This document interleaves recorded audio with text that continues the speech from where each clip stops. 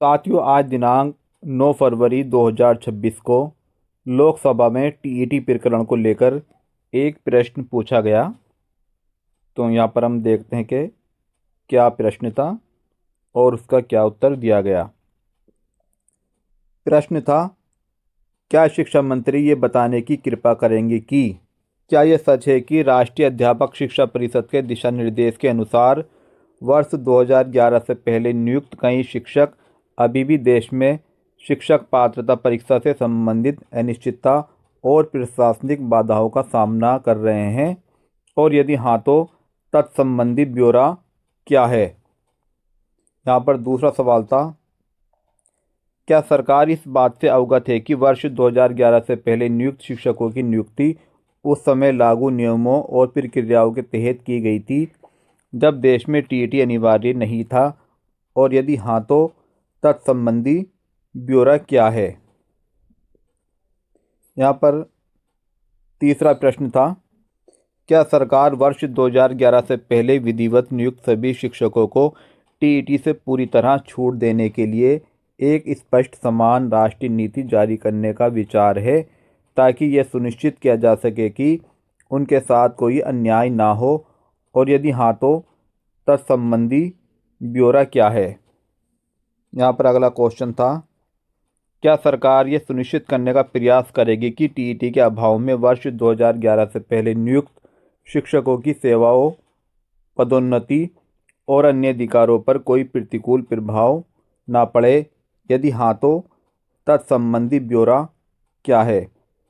और यहाँ पर लास्ट क्वेश्चन था, यदि नहीं तो इसका क्या कारण है।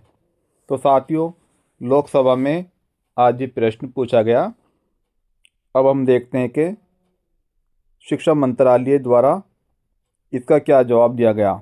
निःशुल्क और अनिवार्य बाल शिक्षा का अधिकार आरटीई अधिनियम 2009 की धारा 23 के प्रावधानों के अनुसरण में राष्ट्रीय शिक्षक शिक्षा परिषद ने दिनांक 23 अगस्त 2010 की राजपत्र अधिसूचना द्वारा कक्षा 1 से 8 तक के शिक्षक के रूप में नियुक्ति के लिए पात्र होने के लिए न्यूनतम योग्यता निर्धारित की है। आगे लिखा है, अधिसूचना के अनुसार शिक्षक के रूप में नियुक्ति के लिए शिक्षक पात्रता परीक्षा पास करना आवश्यक योग्यताओं में से एक है। भारत के माननीय सर्वोच्च न्यायालय ने 1 सितंबर 2025 के अपने निर्णय द्वारा बताया है कि अधिनियम की धारा 23 के तहत टीईटी निर्धारित न्यूनतम योग्यताओं में से एक है, और अधिनियम के तहत आने वाले स्कूलों में शिक्षक के रूप में नियुक्ति के लिए ये अनिवार्य है।